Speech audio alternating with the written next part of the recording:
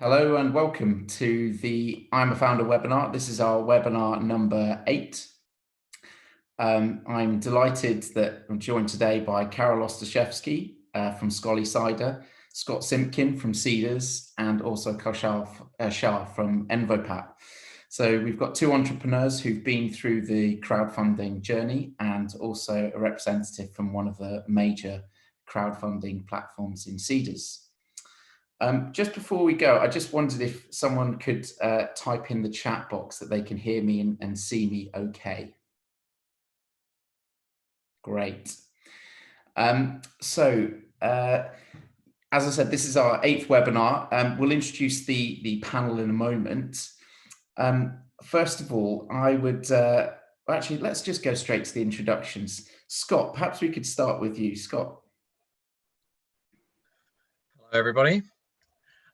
So I'm Scott. I head up a section of the campaigns team on Cedars dealing with primarily earlier stage fundraisers. In case you didn't know who Cedars was, I guess, we are an equity crowdfunding platform.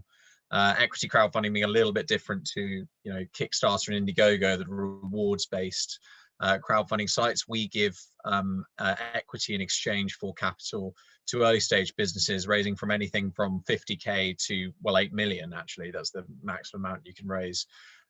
We did 193 fundraisers last year, so fairly prolific, but yeah, we help raise capital, and me personally, I help raise capital for early stage businesses, raising between 0 and, well, 50K and 500K. Thanks very much, Scott. And we've got two entrepreneurs, two clients of Ignition. Kaushal, who's successfully raised and closed their fundraising during the COVID-19 crisis, and Karol, who was on the Cedars program, but decided for different reasons to pause his crowdfunding campaign. And Kaushal, perhaps you could introduce yourself and say a few words about your business. Sure. Good afternoon, everyone. I'm Kaushal. I'm the founder and CEO of Envopap.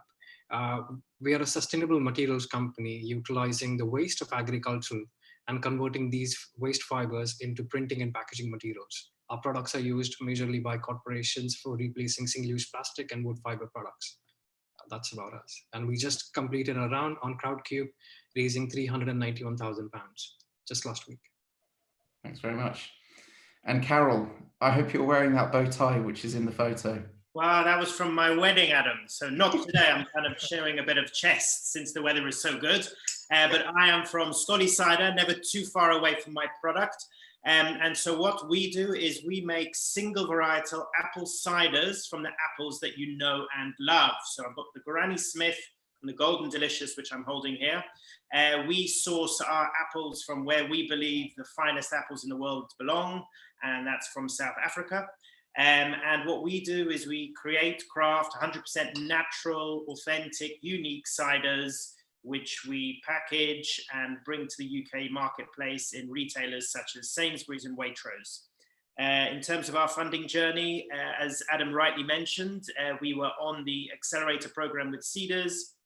However, due to the current climate, we decided to put a pause on the crowdfunding and just kind of focused on closing our private round. But we've obviously got full intentions in continuing with the crowdfunding once the restrictions and once the economic climate starts to look a bit more favourable. But I'm sure we can discuss that in more detail with Scott as we move along. Thank you, Karol. And Karol, we've obviously worked together at PwC, so I can say that was some excellent but rather unexpected product placement there. Well, you need it. Available at Sainsbury's. And Waitrose. Maybe you could mention later on some of the awards that you've won. Oh, I will. More than happy to. Okay. Thanks very much. Okay, so we're going to kick off into our first topic, but I think one of the reasons, and the reasons I'm quite passionate about the topic of this particular webinar, is that I think crowdfunding in general, certainly amongst our client base of tech-enabled startup scale-ups, crowdfunding is often, I think, dismissed a little bit too quickly and easily. And I think it's an excellent platform for working together with traditional investment. And actually, I think I've spoken with a number of founders recently about the Future Fund, and actually it's come up a few times. Well, if you think the terms for the Future Fund are unfavorable, have you considered looking at the likes of crowdfunding on Seedrs? So, Scott, maybe this leads us nicely into perhaps you could give a bit of an overview about what is equity crowdfunding, what types of businesses it's for, how it's different to traditional equity raising, and what type of clients go live on Seedrs. Yeah, sure. So I think it's worth starting off. Look, obviously, every fundraising journey with any business starts at you need money to grow. You want money in your bank account to do something. It doesn't matter what it is. Every business has got different agendas, but really at a very early stage, your options are debt. So that is raising a loan or startup capital. Rewards-based crowdfunding. So you could do pre-sales of your products, or you could, put rewards for that involve your product at slight premiums, try and raise some money through that. And then the last one is you sell equity. So that is a stake in the business, essentially. I just go through all those three briefly to come out of kind of equity crowdfunding. And debt is quite hard at an early stage because it often results in you having to put up personal collateral. And you've got unproven business models at early stages, so it's quite hard to get that. I mean, the startup funding loan, they give up to about 25 grand, which is pretty good, but again, it's personal collateral. They're asking what jobs can you do to make up that money if the loan defaults. It's great in that you keep your whole business. It's bad in that you've got to pay it back eventually somehow, and it's either personal or the business. Second, rewards. So, I, by the way, for what it's worth, it's quite funny. A lot of people consider, because I work at Seedrs and I'm equity crowdfunding, I'm not a fan of Indiegogo or Kickstarter. I actually am. I think it's a fantastic way of raising money. The major issue is that you're spending most of the money you raise on serving the products to your customers. So a great place for early sales, great place to get, a different sales channel, I think, but not a great place to raise a substantial amount of money that allows you to grow. Now that's where equity does do that, because you're essentially, when you're selling shares, you can spend the equity on whatever you want, really, which gives you a lot more freedom. The only downside from the business's point of view is you give away a percentage of the business. So in an exit event, you'll make less money from your business because you've given away a portion to other people. Now, where crowdfunding comes in is, traditionally when you were raising equity, you would have to, go for 20,000, 30,000 minimum ticket sizes to get anybody interested. And, at least the reason why Seedrs and crowdfunding platforms were funded is because, that only a very select number of people are capable of putting 20, 30K in a really risky business. So the kind of idea is, well, what happens if you could get, accept investment for £10, you could raise money from hundreds of people instead of one or two, democratize the entire process by giving people less financially well off the opportunity to invest, and of course get less experienced investors involved in the whole process, which might include your customers or fans of the business generally. And that's kind of where it's come out. Is the way I see equity crowdfunding as absolute core is it's the easiest way to raise money from the largest number of people, and it just makes your net really wide, because not everyone has a rich uncle ready to put 20K your business because he loves you unconditionally. That's at least the way I like to look at it. So equity financing, I hope that gives an indication of what might be useful for you, and then how crowdfunding fits into that. Perfect. Thank you very much, Scott. We do have a poll which Stu, perhaps you could put up. There we go.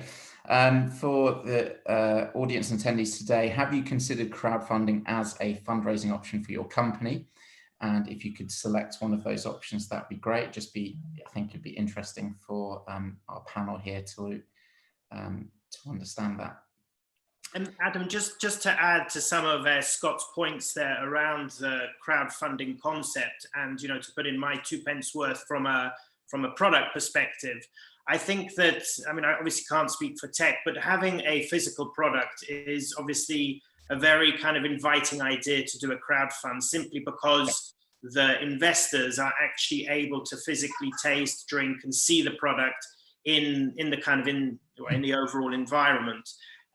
So for us, it's an ability to capture people who might drink our product and who may want to put in a small investment and kind of continue with us along the journey. So it brings stakeholders very directly into our business and allows us to then engage with them and actually have them as future consumers and revenue drivers, and obviously, being able to spread the word of the brand at that same time. So for us, it's a huge kind of multifaceted win-win process with crowdfunding. Yeah, and I think you've seen on both of the major platforms that craft drinks and some of the food companies have done very, very well indeed. Kaushal, perhaps you could, Kaushal, were the reasons for you deciding to crowdfund similar to Carol's? For us, the story was quite different.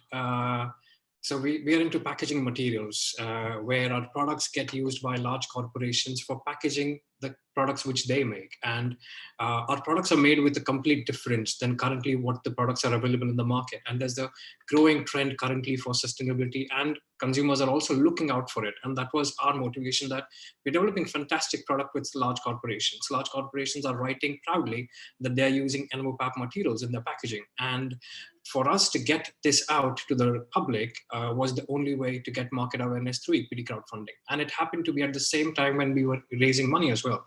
And to be very honest, the benefits are actually that it's a good realization of if your product is worth it, and if it's a need or a want. Our product is in the place where it's a need. No matter what, we are going to eat food, we are going to order online, we are going to buy products at a touch of a button. And with the current situation, with social distancing, I think e-commerce is going to grow at a massive scale. And that's where we come in, creating e-commerce, packaging solutions made in a sustainable way. And that was our motivation, to get our brand and product out and work with small and medium-sized companies, because currently we are only focusing on the large corporations. That's an interesting point, actually, Scott. Perhaps we could come back to you. One of the things I certainly encounter is when I'm suggesting crowdfunding is an automatic response of, well, we're not really B2C. We've got Kaushal here, who's clearly looking at B2B propositions here. What's the, I suppose, two questions really. What's the kind of weighting between B2C and B2B businesses, and are B2B businesses successful on crowdfunding campaigns? Yeah, a really interesting question. I get this quite a lot, actually, so I think I've got a relatively well-researched answer. We've done about 1,000 fundraisers since we begun, and I know of those roughly 150. Actually, it's probably more approaching 200 now are B2B. I get asked this a lot. I think a lot of people assume B2B is not right for crowdfunding. I mean, the main disadvantage that a B2B business has, I think this is really interesting, is, when Carol fundraises, he's got a bunch of customers who are individuals who have the product, can taste the product, can see the product, and they can make investment decisions. But when your customer is a business, you just don't have that. It's very tough. I mean, the business isn't going to invest in you in all likelihood. So the way I like to look at it is that's a smaller string to your, basically you've not got as good an opportunity from your community as a B2B business, but many B2B businesses have use crowdfunding as an excellent access to their personal network and people that they know that have been interested in what they're doing. And on top of that, actually, a lot of B2B businesses have better narratives than B2C businesses for the crowd as a whole. So when you're pitching to investors on Seedrs, for example, there's a really good opportunity that you get, significant amounts of money from people that really think this has got a very good chance in the marketplace generally. And I have no doubt that a large amount of the reason that people invest in Kaushal's business is because it's sustainable, and sustainability is a huge trend on the platform. And here's an interesting anecdote to leave you with. Our B2B businesses in our portfolio reports, we have a portfolio report we release every day. Our B2B businesses are actually drastically outperforming our B2C businesses in our portfolio. So the B2B businesses at Crowdfund are doing a lot better. And I think our investors understand that. One of the things I do absolutely see is you put a good B2B business on Seedrs, and our investors, so the people who are on the platform, really do kind of recognize that these are good businesses. They're quite educated investors. They understand business models, and it puts you at an enormous advantage, actually. So I don't know. I think the way I put it is, B2B has a weakness in crowdfunding because they don't have that community, but it can easily be made up by having a good proposition with a good business model. And our portfolio performance kind of proves that our investors know that and have experience in investing in successful propositions in B2B. Thanks, Scott. We've just got the poll results up at the moment. So there's, I guess that's to be expected. A significant amount are considering crowdfunding, and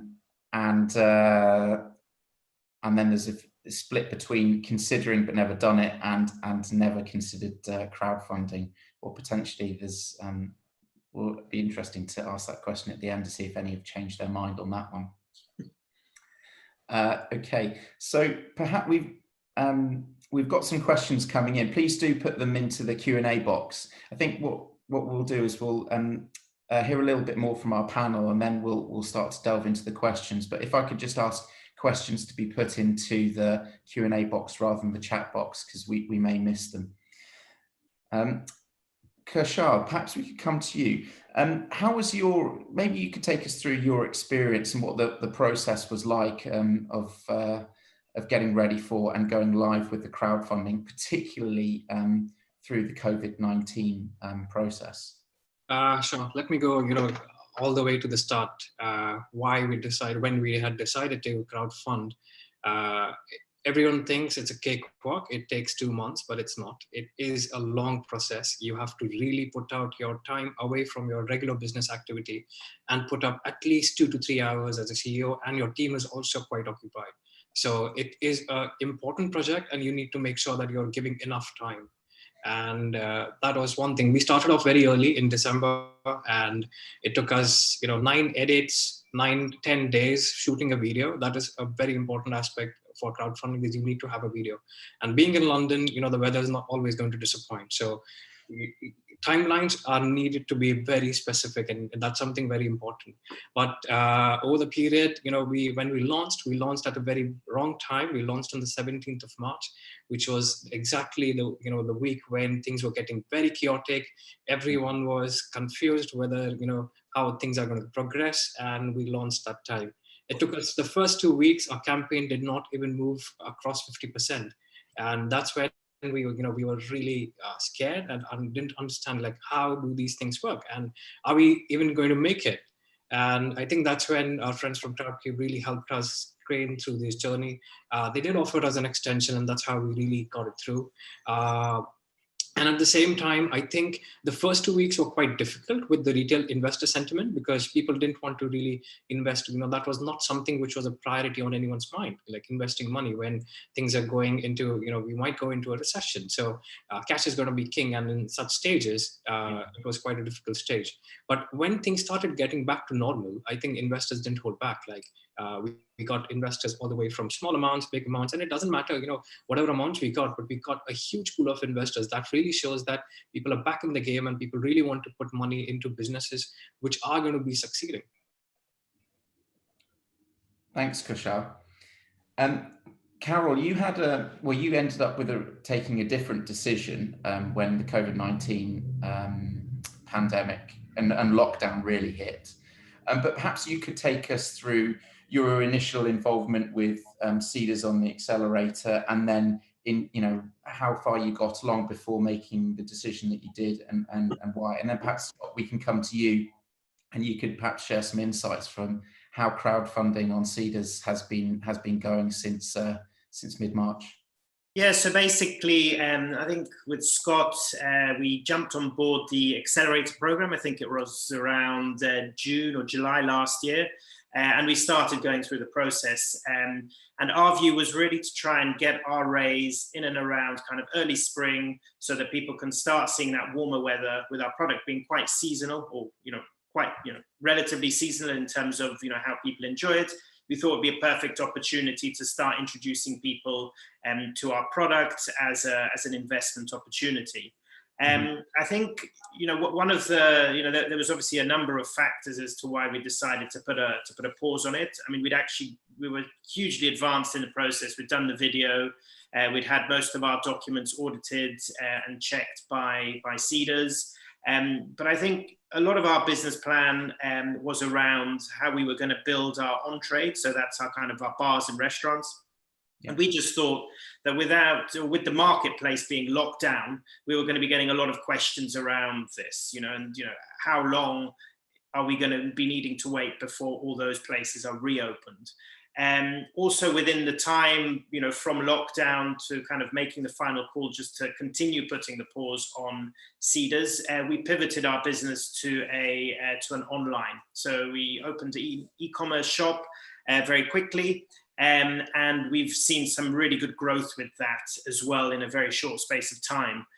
So again, it was influencing our decision as to whether we actually go now, or do we now provide a proof of concept to show we've actually got a third revenue stream outside of the retail, the on-trade, and now obviously this e-commerce angle.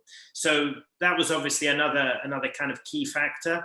The other one is, we furloughed 3 members of our staff to then invest time further into the crowdfunding campaign was going to be challenging. And then I suppose the final fact was probably more of a macroeconomic kind of consideration, which is, are the government over the next few months going to be increasing the SEIS and EIS tax breaks? In which case, I'd rather go to market when, hopefully they're going to be offering 60%, rather than the current 30%, because I think at that stage we'll again be able to capture many more people, as investors. I've seen some documents, some reports around this, I think from EISA, which I think is one of the advisory boards around EIS, who are certainly lobbying quite hard to have those breaks enhanced. But I'm sure Scott probably would know some more information around that. Yeah, so from our perspective, it's funny, Kushal, going live on the 17th of March, you must have been cursing your luck. I mean, I guess from the perspective of Cedars, yeah, look, the first 2 weeks when lockdown became a real reality, there was a substantial drop off in investment on the platform. We were getting 50% lower than we would otherwise see. It didn't go completely, but it was noticeable. We were in a bit of a lucky position actually as a company, in that quite a few of the raises we had live at the moment were already 100% funded. So one of the situations we saw was a load of businesses just panicked and took their fundraise down. So we went from having 35 businesses live or somewhere near that to 20 overnight, so we were actually just doing a lot of closing in that period, and a lot of the businesses that were still live were quite close to their target anyway, so it wasn't a significant issue. But then after that, it really has got relatively back to normal. I mean, we give you an idea. The main measurement we use as a platform for as a health metric is like investment per campaign per week, because to give you an idea, if you have 50 campaigns live, then you're going to need twice as much investment on the platform as if you have 25 campaigns live, because the money's got to be spread out amongst all of those businesses. So looking at it on a per campaign basis is the best way. I can honestly say the investment per campaign in May, so that is the last month or so, is up on last year and up on what it was in February. I mean, I'm not trying to say there's a boost in this, but I think generally what's happened here is the businesses that have gone live, for all intents and purposes, do, and this is why I sympathize with Carol's comments actually, do generally have positive outcomes from COVID. I'll give you an idea. We actually fundraised for Cheeky Panda, which is a sustainable toilet roll. I think you might got a very good idea of how well that must have gone in the aftermath of their March figures were insane. So it's a very good time for them to fundraise. We did have a couple of businesses. There's a company called Big Drop Brewing that they do low alcohol beer, and actually they had similar concerns with Carol, because of course their entire on trade had just been stopped. They weren't going to get their beer at any pubs, but actually they had good momentum in their campaign, and investors didn't seem to mind, considering their off trade was quite good. So look, I think the key metric is of course we've got more businesses on live that are that are doing okay in this current environment, and that might explain why, you know, investment is up on what it normally would be in May. That's maybe an explanation I'd offer. But I guess there are some examples of businesses that have done less well that have still done okay recently as well. So look, we think things are back to, you know, relatively normal, but look, we'll see how it goes over the next 2 months. I'll just like to add here. While just in the first week of May, we saw a company called Free Trade, which came in, and within 5-6 days, they raised £6.7 million and they just closed on Crowdcube. They came after us and they closed before us. And so investment is coming back into equity crowdfunding. I find that those statistics that Kaushal and Scott have shared there quite remarkable, because some of the attendees today may remember that I think it was 3 weeks ago, we had 2 venture capitalist partners and an angel investor on, and they were, of course, painting a very, very different picture for seed and Series A investment rounds, where, you know, individuals or individual institutions are putting in 6 figures or 7-figure sums.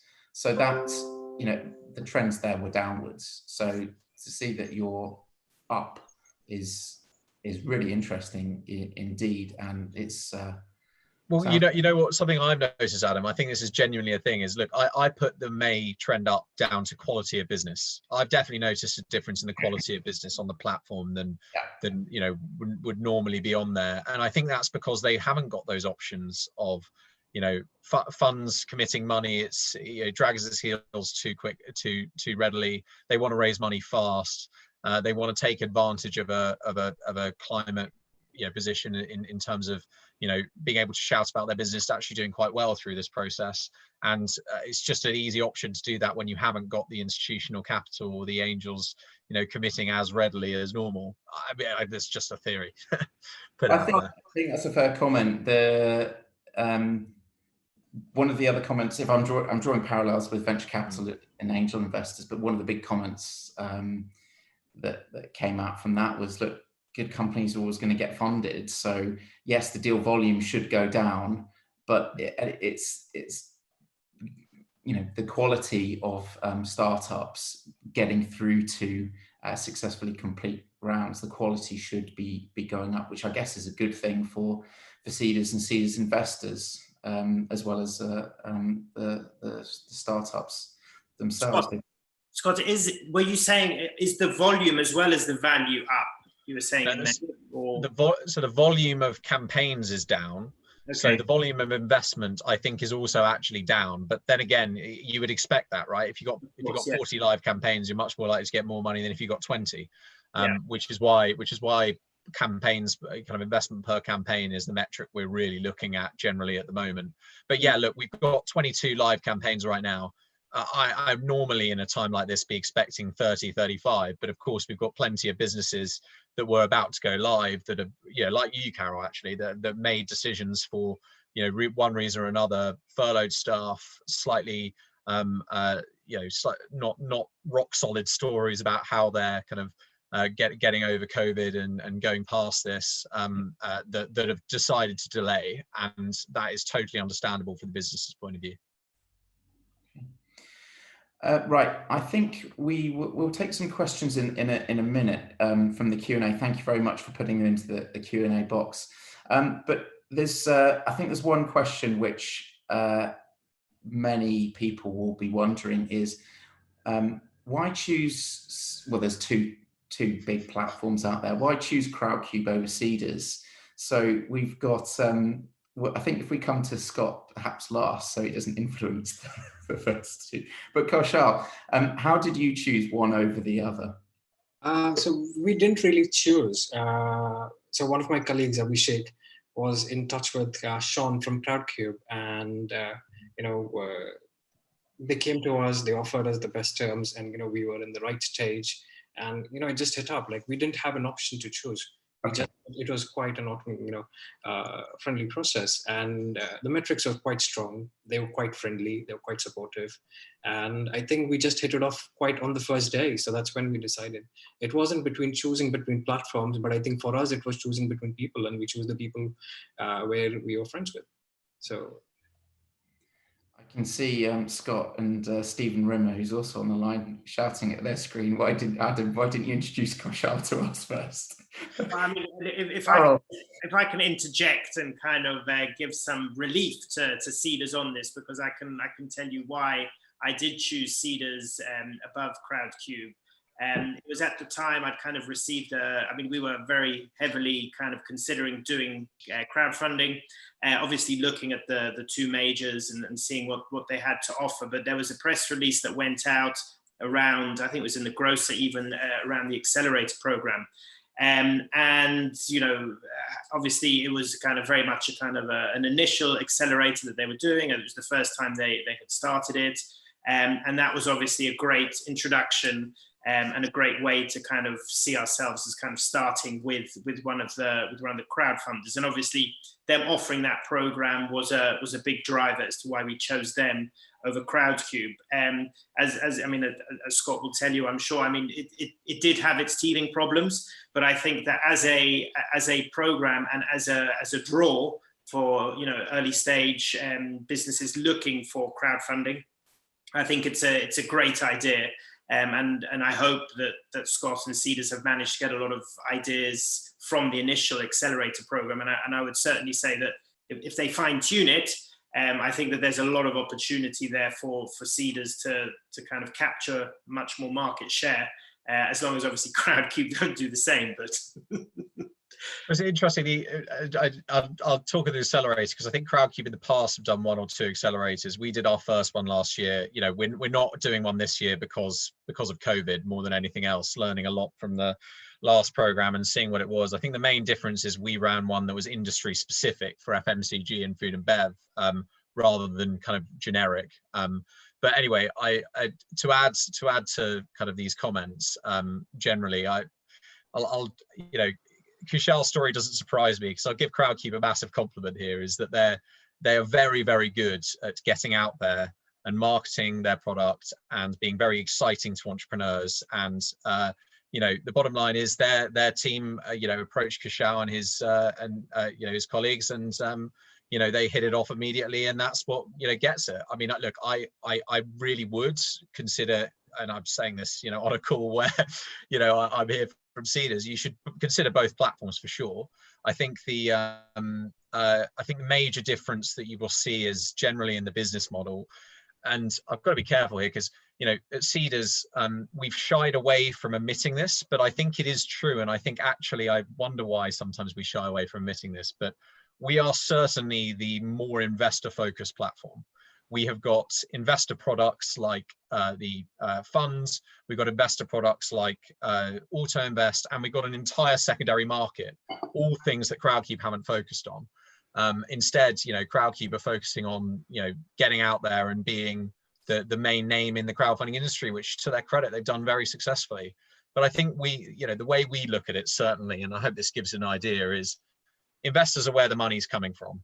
You need to have a platform that is focused on protecting the investors and their rights and what they need, as well as providing products that give them liquidity and advantages in the marketplace, because that way, you know, at least to our mind, you're going to win in the long term, because that's where the money is going to continue coming.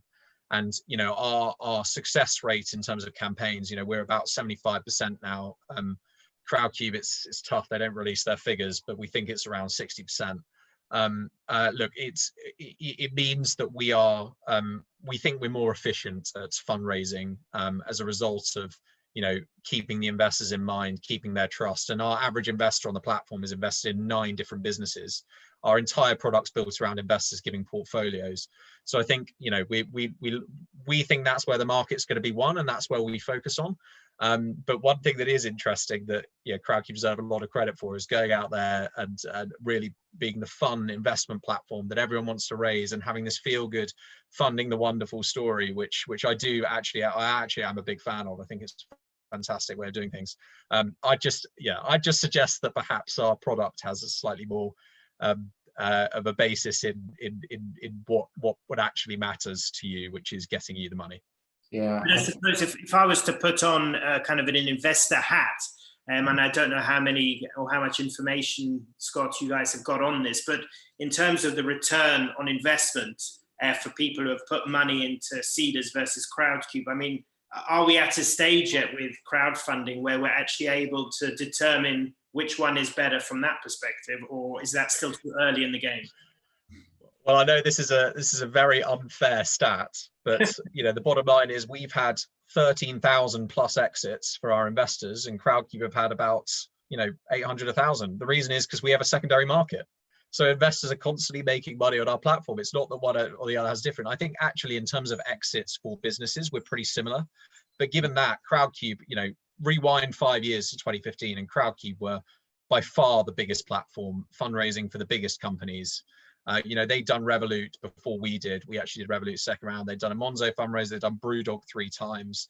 I think the only really big one we had to our name at that stage was Chapel Down. So look, these businesses earlier who are coming to maturity, I think, a lot of the larger businesses did their raises on Crowdcube.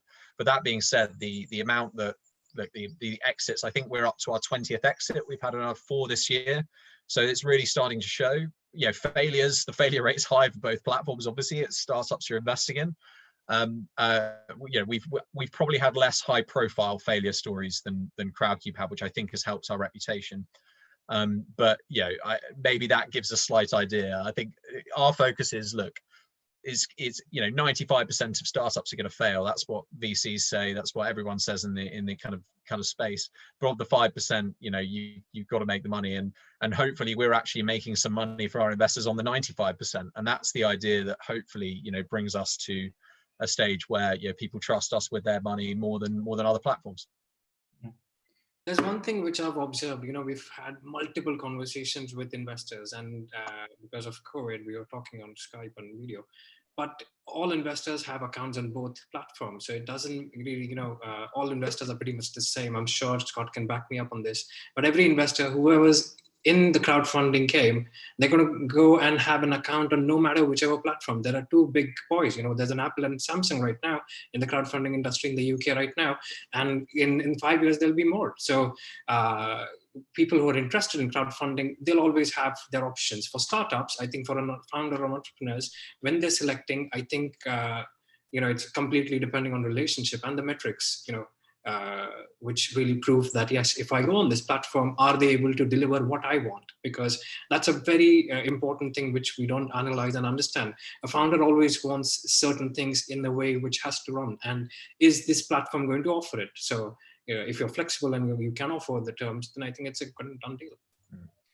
Okay, I think one thing just to close this off, as an advisor, someone who's speaks to a lot of founders, we do hear that their existing investors aren't always that red hot keen on crowdfunding, and that I think has traditionally been from a cap table perspective, and that's where we, as advisors, we like the nominee structure, which is taken by. I know it's the standard on Seedrs, perhaps Crowdcube do it as well. Nominee structure, yes. Yeah.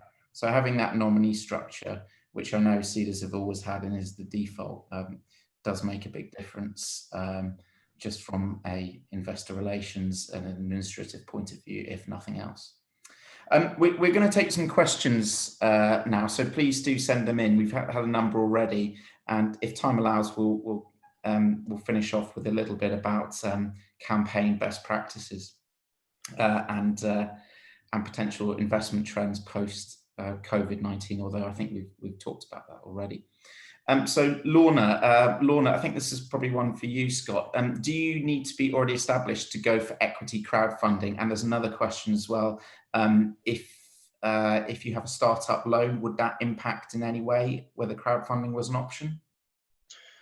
So first question is a very, I'll cover the second question because it's quite simple. If you have a startup loan, no, it doesn't. I mean, obviously we're going to want to know how you're going to pay it off, but apart from that, no, having a startup loan doesn't affect ability to actually crowdfund. Now, on earlier stages, it's interesting because I think we've kind of trialed and toyed with going earlier and earlier in terms of how we help businesses, because we know how hard it is when you're right at the start of your kind of business journey to fundraise. It really is very, very tough, and getting the first capital alongside really helps. it's quite interesting. So Carol mentioned the accelerator program we did. That was a real kind of experiment in terms of foraying into quite early stage businesses. You know, Carol and a couple of businesses on the program were a lot more advanced, so we knew that they were in a better position. But there were some kind of earlier stage businesses, and our working theory, which in fairness still is a working theory, is that if you have a personal network that you can engage as part of this, and you view this as a friends and family round plus, in which you're essentially going out to friends and family who are not experienced investors, trying to get a large number of people in your network who back you and know you personally interested in fundraising, then equity crowdfunding can be a much greater advantage to you as a business when you have that. So we would always consider businesses at whatever stage for that reason. The one thing I would say, which is certainly a learning that we've taken from that program, is, you know, if you are unable to get that group of capital together from a personal network beforehand, if unwilling to go out and talk to people you know, within your network and try and really build that up as best as possible, then it's going to be very tough for you, because the earlier you are, the bigger risk you are to investors on the platform, and consequently relying on money raised from the platform is always going to be a bit harder when you've not got a track record, unless of course you're giving what is deemed a very, very good valuation is one way to knock that off. But I think essentially, to answer your question, my advice would be, look, we would consider businesses of every stage, but the earlier you are, the less likely it is our investors are going to invest in you, unless it's a fantastic deal with fantastic, you know, things about the business that is different from the track record. And you've got to be prepared to go out to your personal network and raise money from friends, family, former colleagues, that kind of thing, to really build that up and use that as part of your crowd fundraise as well. Okay, thanks, Scott. Question for Carol here from Adam. Presumably with a drinks product, it was necessary to create marketing materials, videos, photos, design, branding, etc. before launching the campaign. How did you approach that, and how did you fund it? So fortunately, we were for a very long period self-funded. And so a lot of that kind of marketing material we had already established. However, what I'd say, I mean, just having seen other businesses that maybe, you know, haven't got, you know, are not as far along the track as we are, I'd certainly say, I wouldn't say it's entirely necessary to have that much of that stuff. I think what's important, obviously, in something like Seeders, is very important to get your video right and to make sure the video puts across your personality. I think for early stage businesses, investors are not as keen on the numbers as they are in the people who they are essentially backing. So I certainly wouldn't go over investing in all heaps of glitzy, glamorous types of brochures and marketing material. Focus on the product. It doesn't need to be even that, you know, that kind of elaborate as a product. Just make sure your minimum viable product is there, and make sure you're personable and investable. Okay. So we've got another question for Scott. Have there been any good examples of service-led businesses which are B2B over product or tech type businesses getting investment? Yeah, so was this the question in the chat specifically about IT infrastructure? Yeah, I think this has come from Nick, who I believe works in a cybersecurity business. Yeah, I tell you what, this actually raised a point that I probably should have mentioned in my B2B thing.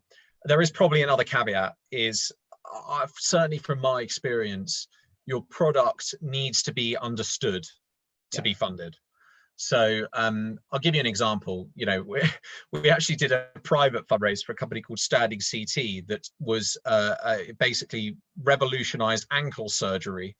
And enabled you to see the ankle in a very different way. Now, this is something, it's quite funny when we had the conversation with them originally. This is something that is very niche. You know, not everyone understands how someone does surgery on an ankle. So when we actually ended up doing a private only fundraise, which was only invested in by ankle surgeons as a result of seeing that, 'cause we were like, well, look, we just don't think our crowd is going to understand this. So it's worth you doing a private fundraise if you want to, you know, leverage the crowd, leverage your own crowd of doctors. Similarly, I actually recently did one for cloud software for asset managers. again, this is quite interesting for crowdfunding because asset managers tend to have a little bit of money and understand how important cloud software is, but 99% of investors on Seedrs will just not get it. So I think we've learned quickly that in B2B, you've got to be good at explaining why your product is interesting to other people. You know, Kushal, for example, his product, fantastic. It's saving the world. It's saving the environment. It is sustainable packaging is obviously better than the existing incumbents. Now, that is a story you can explain to everyone. So, you know, everybody understands the impact of environmental packaging. So fine, you know, that is a great B2B business to do with, you know, cybersecurity, IT software. You know, the message I would give to any B2B founder that's concerned about this is just think, you know, yeah, I'd go as far as whenever you go to, I don't know, parties or something and you talk to people about your business, like, you know, do people act like they understand what you're doing? If the answer is no, then, you know, maybe this is probably something you're going to either have to work on, or crowdfunding to the public is not good. But if, you know, if people seem to understand why what you're doing is important, then yeah, great idea. It's certainly something to consider. Although maybe at the moment it needs to be, can you explain it in a quiz on Zoom in one sentence or more? We by the way, I should mention, probably one of our most successful campaigns of all time is a business called Hectare that is basically eBay for farmers. Right. Now, what that is really interesting, because does everyone understand how you sell your livestock when you're a farmer to the market? No one understands that. But the way they explained their product was essentially like, you know, can you imagine one area of society that's been untouched by the tech revolution, and they spent their entire video explaining how ridiculous it was that farmers still had to pick up the phone and you know, make 3 dials to 4 middlemen just to sell 3 cows, you know, and they made that point really, really well, and everyone just loved it. They were like, brilliant, I can totally understand farmers not understanding how this tech works. Your product is obviously better. You literally just put it on a platform and 99, you know, potential buyers see it in a moment rather than relying on 4 middlemen, and people got it. So, you know, with them, again, it's like you know, you explain it properly and you find a good way around it, and it works. And that's something I quite enjoy helping businesses with anyway. You might see a few of those on the platform that have had my treatment on it, but yeah, it's really important. Okay, thanks, Scott. Kushal, perhaps you could take this one. Richard has asked about B2B investment on crowdfunding. What was the typical investment per director that you were receiving through the crowdfunding? And I appreciate you have a nominee structure, so it doesn't appear on the cap table. And what was the, Richard has a follow-up question. What was the typical cost of pitching and going through the process of crowdfunding, do you think? It is quite expensive because you're putting cash in front for a result expectation in the future. Yeah. So you have to be quite cautious when you're, you know, spending money on your campaign. But in terms of, you know, the expenses also help in building the business as it is. So we had to touch up our website, which was, you know, quite needed because we're going to be looked at by multiple different angels and investors. Also, we had to get a video done. We had to improvise on talking about our products because people wanted to. We had to make sure that people understand our products which we're building. So the cost is quite high, but then the reward is also quite certain and high figuring as well. And in terms of, you know, the question of how much investment we got as an average inside by investors in such a business like us, it was, you know, on an average of around 4 to 5K was an average. 4 to 5K. Okay, thank you. Okay, we'll take 2 more questions. So, question for they're both for Scott by the looks of things. Adam's heard that with Kickstarter and Indiegogo, you need a strong existing social media network or strong social media campaign plan to run with. Is that the case with Seedrs as well? That's interesting. So give you a little stat on Kickstarter and Indiegogo. People don't appreciate this. About 80% of the money in every campaign will come from the network of the founder. Now, it's a lot less in crowdfunding, thankfully. You don't have to get 80% for every business. You know, there are investors on the platform looking for money and or making money, and I think that's probably the main motivator. So look, social media campaigns are absolutely vital on Kickstarter and Indiegogo for that reason. For you know, Seedrs or a Crowdcube, it's, I think, less vital, but it helps. We've actually got an in-house marketing team that we kind of built out because we realized this of finding creative ways to get our investors interested in the product. And some spend on digital advertising, and that stuff is something we would always kind of ask businesses to think about as a way to boost their campaign, because obviously we have access to a large audience of people who might be interested in investing, but you won't get access to them without paying for ads, at extreme scale. So there are always opportunities, but one thing we always say to businesses, and I want to make this clear, you don't have to do any of that. Businesses can be successful without any social media marketing, as long as you are engaging your customers with organic posts and you are putting significant effort into doing that, and you've obviously got a good foundation for the fundraise. It's never a requirement, it's just a nice to have. Okay, thanks, Scott. To add over here, as a B2B business, we don't have a very good social media presence, but the Crowdcube pitch page, where there are, you can put updates, you can answer questions. Look at that as your social media, because you're not just targeting outside investors, but there's a huge opportunity to target the current Crowdcube investors who already have done KYC and AML. So you are one step further and look at these registered lenders as your social media. And that's what we did. We looked at each and every follower who was following a pitch, every person who was posting questions. We made sure we were answering them and sending regular updates. So that was our social media strategy. Instead of going outside and finding new investors, we focused on the investors which Crowdcube already has.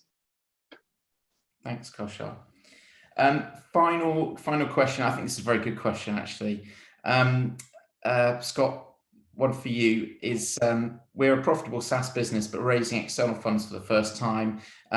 Their main concern about crowdfunding would be the shareholders with competing interests, putting money in to extract information. Is there anything that can be done to manage on an ongoing basis? Yeah, all right, two things that hopefully put the mind to rest about this generally is, one, providing you reach your targets, you don't have to accept any investor that invests through Seedrs, and you will get a list of investors that do so. So if there are, there's somebody that you just think's there to spy, you can reject their investment, providing that doesn't take you below your investment target. The second thing is, we're quite big on this.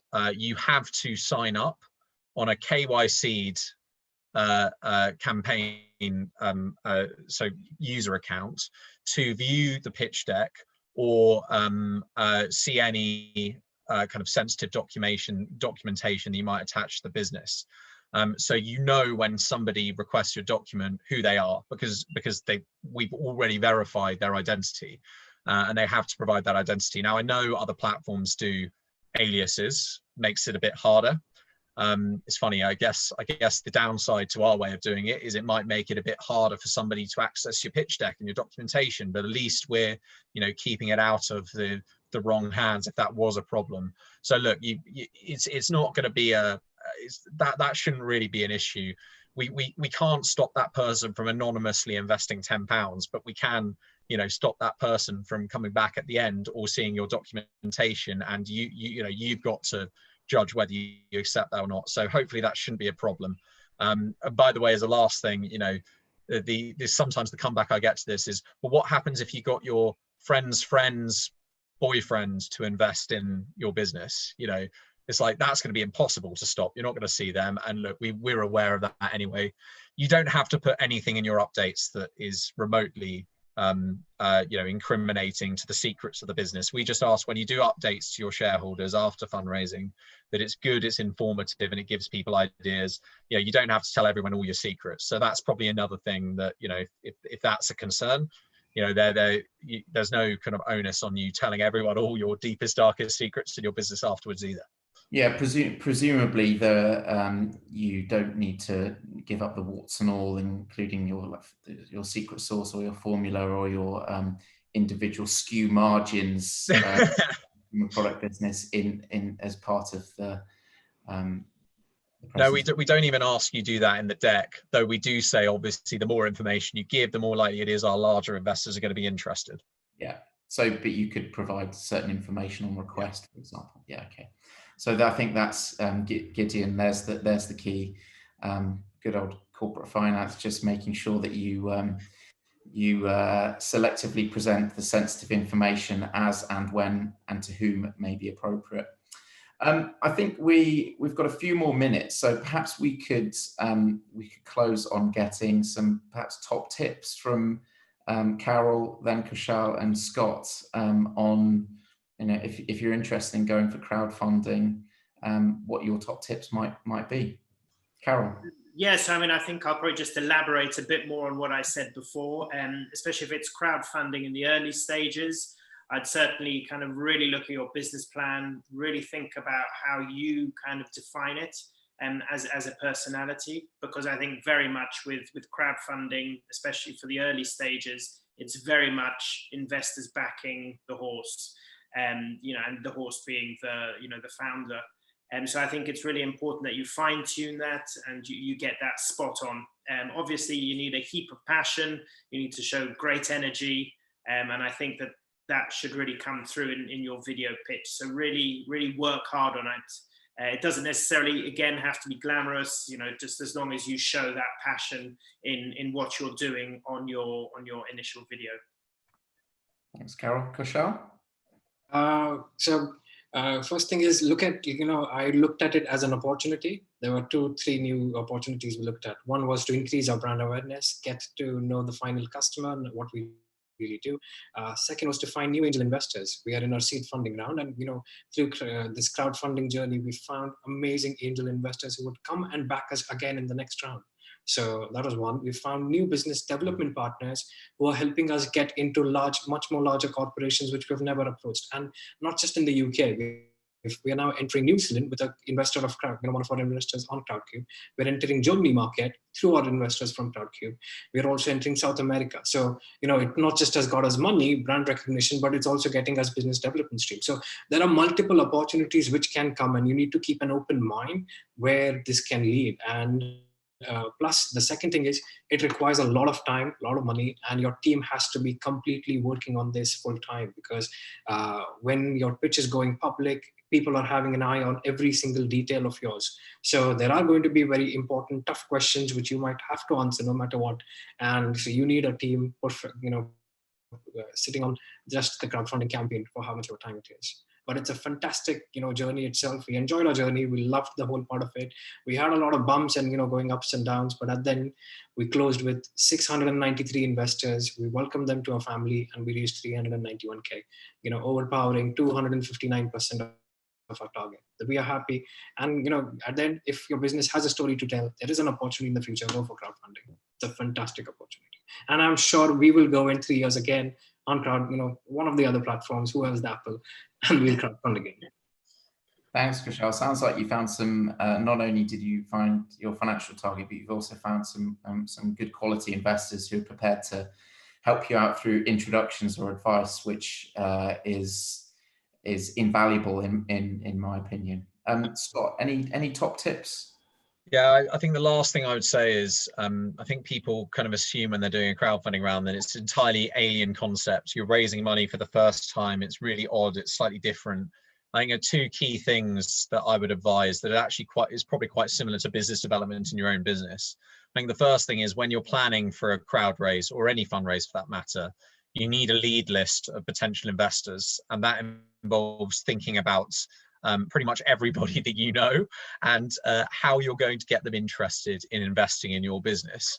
The way I like to look at it is, if you're talking to an FMCG business, you wouldn't, if you're trying to pitch to a Sainsbury's or a Waitrose, etc., you would find ways to get that buyer interested, and that would be a key indicator as to how you're going to kind of move the business onwards. You should be doing exactly the same with investors. You should be approaching them in the same way as you would do a sales strategy, I think.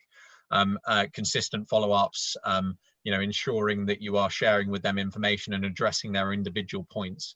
And that actually brings me to my second point, which is I think too few founders at an early stage understand what they're putting in front of investors from an investor's point of view. The bottom line is you've got to look and ask and understand the risk you're asking people to take by backing you. At an early stage company, you've got to give them a fair valuation, and you've got to understand the reasons why they might back you as well. It's almost like doing research on your own customer for your business. you know, you've got to work out why people are going to find this interesting, and make sure that the terms fit that, make sure that the proposition generally in terms of the narrative of how you're going out with the crowd round, what you're saying in your pitch works. You know, for example, Carol's noticed that a lot of people think he's a great guy to back again because of his experience. Then he should go and say that in the crowd round, because it's literal validation that people like the business and the proposition for that model. I mean, Carol, I think you should do it for your cider, because it's honestly the only cider I'll drink. Of course. But obviously people can't taste through the computer screen, so you know, you need to find ways to do that as well. And look, I think my key kind of takeaway from that is just think about this like a sales strategy for your business, and think about the customer you're selling to, and take them through processes that, like you're saying it to, and then at that point you're going to kind of come to the crowd raise or the fundraise with a large lead list of potential investors that you can really, you know, leverage and see the power of through an equity crowdfunding round generally. Okay, thanks very much, everyone. I think we'll wrap up here. Just to close, we're going to have a break next week. It is half term, no more homeschooling next week. But if you're not already, do sign up to our I Am a Founder newsletter, where we are updating you regularly on what's happening with all the latest COVID-19 funding, and also what's happening in venture capital markets, angel investment markets, and crowdfunding as well. If you'd like to get in touch with Scott, Kaushal, or Carol, we'll include, well, just drop me an email, or we'll include their details in the follow-up to this newsletter. Carol, I guess it's a sunny bank holiday weekend. If people want to, how can they get hold of some Scully? Well, if you subscribe to Adam's amazing newsletter, and I hope you'll put the code out again, but we've got an extra special Ignition 10% discount for anyone who subscribes to Adam's newsletter. We've got an online shop, very easy to jump on board, very easy to order.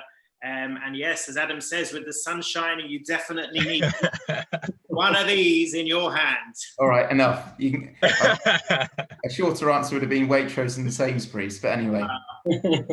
Okay, thank you very much, everyone. Have a great weekend, and good long weekend, I should say. Thanks, Adam. Thanks, Carol. Yep. Goodbye. Adam, bye. Thanks, guys.